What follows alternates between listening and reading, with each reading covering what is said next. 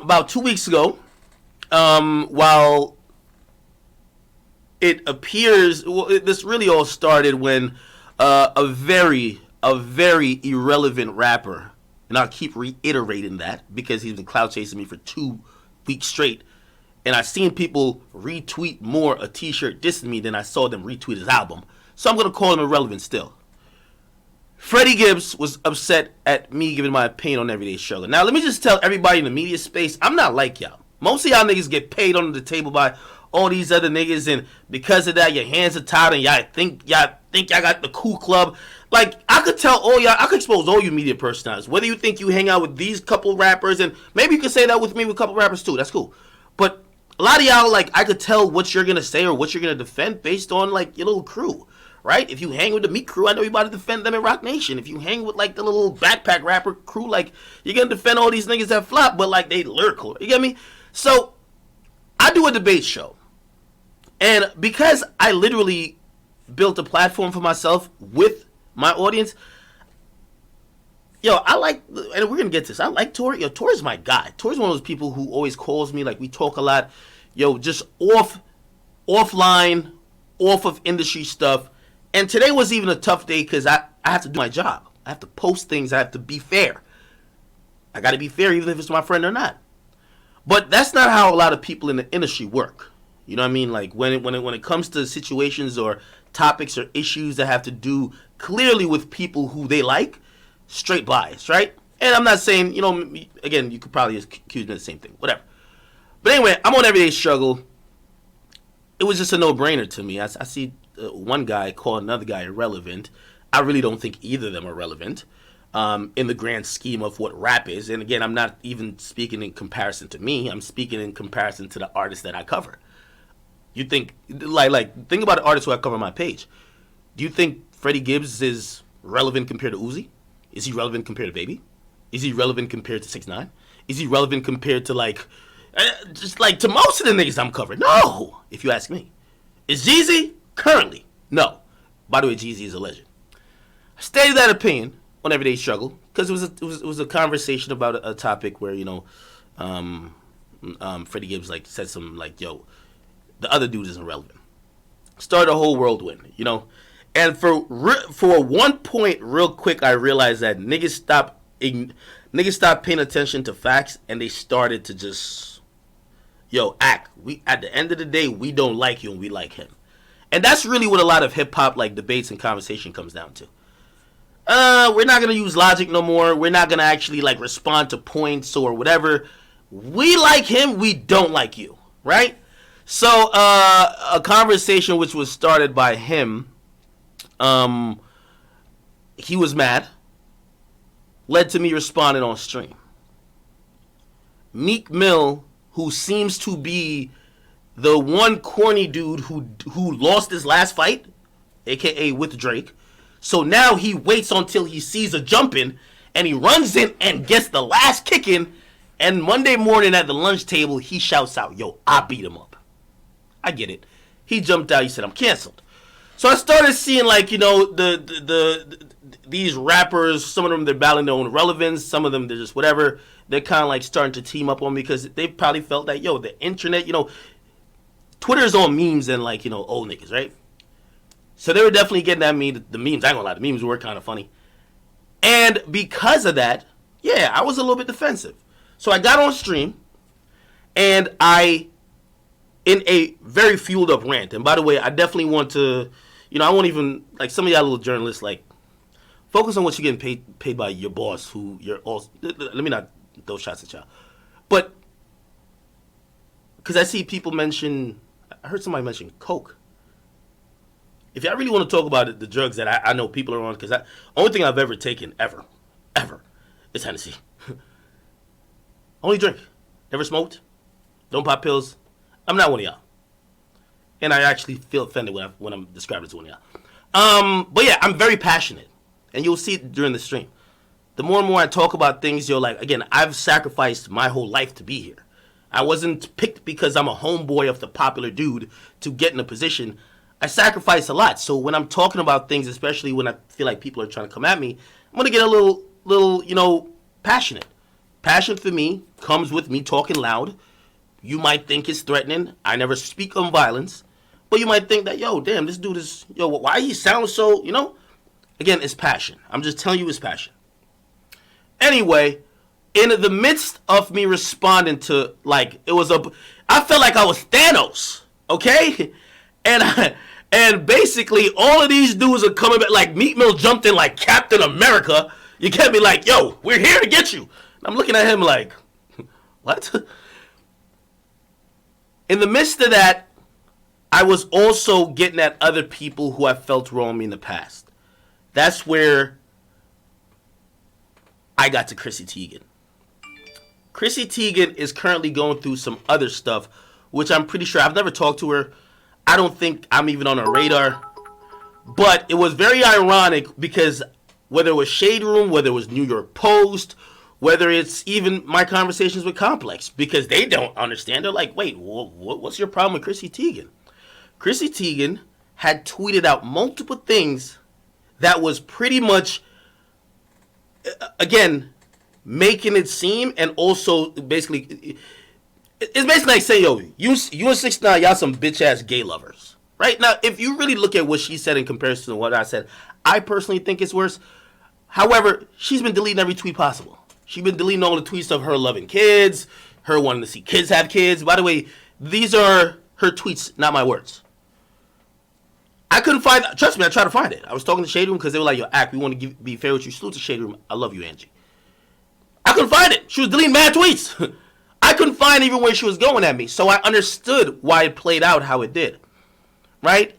I forgot the exact comment that she had made, but pretty much she commented on like a few photos of me.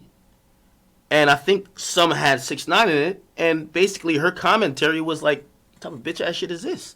Like, yo, these niggas gay. Now again, I bounced off my shoulder at the time, but in a fueled up moment, I wanted to respond. Regardless, nobody cares about what they can't see that she did. She deleted those tweets. Because of that, there was a whole tailspin of events that happened. Hip Hop DX conveniently, you know, they do one-sided journalism over there, and I don't have a problem with you guys, but you guys do a really bad job of chopping up everything, and you make your agenda pretty clear without saying it. Ak is dissing so-and-so. Did you look for the context that I said? Nope. No context at all. Anyway, Complex, which I could also say we're going through their own issues. Please Google Complex and their workplace issues with people who have worked there. I don't know too much about those particular issues. I'm there usually, if and when I'm there, for maybe 1 or 2 hours a day. Okay? I don't know them to be bad people, but I can be sitting here and defending their allegation. Just like they definitely weren't ready to defend mine. They were already under fire for some shit. Women in the workplace, Complex, whatever, vulture ransom stories, people on Twitter is getting it trending. We're in a very sensitive time, blah, blah. So when the story comes up of Ak using certain verbiage about women on a stream, even if it lacks context, based on what they have just gone through or are still going through, it, if you ask me, would be in their best interest, because I am not technically a Complex. Well, I work for them and I do a show, but I ain't one of their full-time employees. Let's make an example out of this nigga. That could cover up a little bit of what's going on here. Let's just be honest. I'm being very honest today. So, it happened. Now, I'm a man, and I always take responsibility. So, I was down to say, you know what?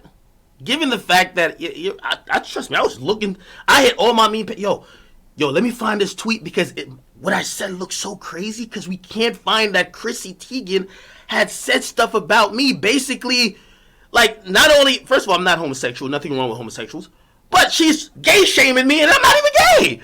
So me responding, wait, I'm the bad guy. But again, I learned I learned something. That's why when I said I sat back and I watched, I learned something. Women and men, that relationship and even those communications, us men, because of, historical shit and whatever else you might say, and even equalities, women can say certain shit. As a man, you better shut the fuck up and take it. So in reality, unless I was responding to something she said that minute, I should just shut the fuck up about it. Okay? Anyway, me and Complex, we got through that. Twitch, which I think, there's some witch hunt little people out there. They were sending these clips to everyone. Twitch got a hold of it. Twitch know the vibes. Like, is any Twitch employer mod in here? Like, don't co-sign me, but y'all know I'm hip hop. Y'all got me here for hip hop. You ain't get me here for gaming. Y'all ain't get me here for preschool teaching. Y'all get me here for hip hop. Now, again, not defending it, but some of the rhetoric that was displayed in that stream, some of the lingos and just language and even energy is very consistent with how hip hop has been. Not saying it's right. So, just to let people know, because some people reaching out thinking I was going off the rails. If you watch that and think it was just something outside of how anybody in hip hop talks, I could name you 20 songs on the charts right now that refer to women as bitches, that diss women, and it's not even personalized. It's just general statements. Again, not that it makes it better. I was responding to somebody who I felt started with me. But I digress. So that's my thing with that. Me and Complex, we're not at odds. I am back on Everyday Struggle. I understand the position they're in because they're running a business and they have to respect that I'm running a business. So while you will never hear me be unprofessional or a bad business partner and say, fuck them, I will explain in the best possible way the situation that I was in and how things unfolded. Okay? Still to this day, no matter what even my audience says, me and Complex, we have a really good relationship. Okay? And if it wasn't so, y'all would know. Y'all would know. You get me? So, that's cool. Twitch, me and them, we had a conversation, and that's why, of course, I wanted to stream Pop Smoke's album and, of course, Juice WRLD, but, this was the perfect time that they felt that, stuff could kind of blow over and I could be back. So, all of that stuff is beyond us, okay? Now, what have I learned? And I mentioned some of the stuff I have learned.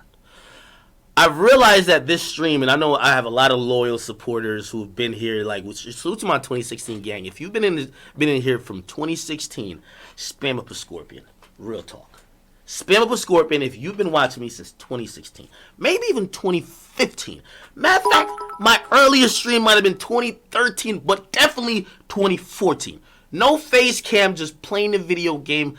I was just lost. I have had probably 30 to 40 people watching, while I had like hundreds of thousands that follow me on YouTube, but I came to this platform.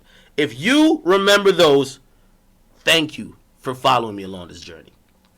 Now, I guess part of what I've learned is growth. What I used to do, some of the ways I used to talk, the platform, as in Twitch, as I used to think is when you say something inside the locker room that nobody else gonna hear, that's not the case anymore. There's probably, right now, every media outlet in hip-hop listening for a clip.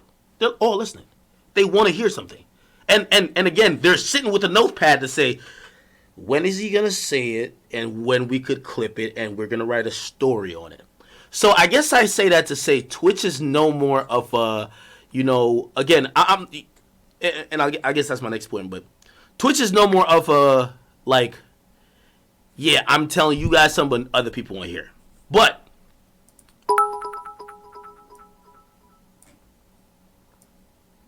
thank you for that. But what I've also realized is that that's not only a bad thing. That means her platform is being amplified, and I need to treat it with more respect. You get me? So again, if you think that it's the struggle is on me, like yeah, not only the blame, but I'm taking the challenge to. This is not a brag. I made a shit ton of money. I made more than most rappers. This is undoubtable. But I won't ever just change myself. I guess what I'm saying is that I'm now putting a different challenge on myself where I don't change. Like, I'm not going to be some PC pussy. I just can't be. I just can't. Like, I'm not going to be some fucking, like some little puppet for like these motherfuckers who are clearly just not winning or whatever. I just can't be that. Right? But I do need to learn how to communicate a little bit better where I could still be funny, still be edgy, still connect to y'all, still feel like we have this, but not every time our words get outside of this bubble, motherfuckers is trying to burn down the village. You get me? So, like, don't think I'm gonna be on here just not really being myself anymore. I would just quit. I'm good. I'll just quit, okay? I've pimped y'all niggas enough. And when I gotta clear everything else up. What I mean by that is all you labels and all these people who now rely on my platform. So I'm only clearing that up because somebody gonna write a story. Akademiks says he already pimped all the black people in hip hop already, and he is ready to. No, I'm talking about these labels. Okay, we've built up a platform that let a artist have a rollout without Akademiks in some way, shape, or form being involved, and I can't wait to see the numbers. That's why I'm so excited to see Meek Mill's numbers. Because it was your label who's been hitting me up. I've never hit them up once, asking, when's Meek dropping? Never. So, I have no problem with that. So, again, I guess the point I was just trying to say is that, nigga, I ain't finna change shit. Okay? However, I'm trying to get better. I ain't trying to be on here and have people take my words out of context, or people thinking I'm offending groups or being just randomly hateful to people. Yes, if Meek Mill, Freddie Gibbs, and the other little stooge, Guap Dad 400, whatever his name is, says something about me, and Young Bands, I seen what you said on Instagram too. Remember you sold 3,000. Yes. I still gonna respond to y'all. However, I am taking the challenge that I'm gonna be very clear in what I say and not have my words be misconstrued or used against me. Because at this point, all these motherfuckers realize, can't stop me. Just can't. What's probably going to be the best way to stop me is trying to use my own words to be the noose that hangs me. And it's on me, if I care about y'all in terms of my audience, to make sure that does not happen. Which means, again, for things that happened in the past, I can't really help. But for things going on in the future and for things going on now, I should be better. Okay, so I'll stay with there in terms of if you have any questions about what happened in the last 2 weeks. I was very clear on every single point. I'll read donations in a second, but how have y'all motherfucking been? Because I feel like we've missed mad topics, man. This Meg and Tory situation. Tory's my friend. And when I say this, Tory he's exemplified to me that in moments when I see like the dick rod niggas of this industry, like the Meeks, like the Freddie Gibbs, who are like, let's all do the fusion dance and get rid of Ak, which they failed miserably. When I seen them all piling on and other people who may have been neutral before, but they were like, yes, get him. Okay. Tory's one of those people that will call and say, I'm just trying to make sure you're okay. You cool? Because I know what bullying might do to someone. And of course I was fine, but you gotta appreciate that. Yachty's one of those people as well. Fuck with Yachty.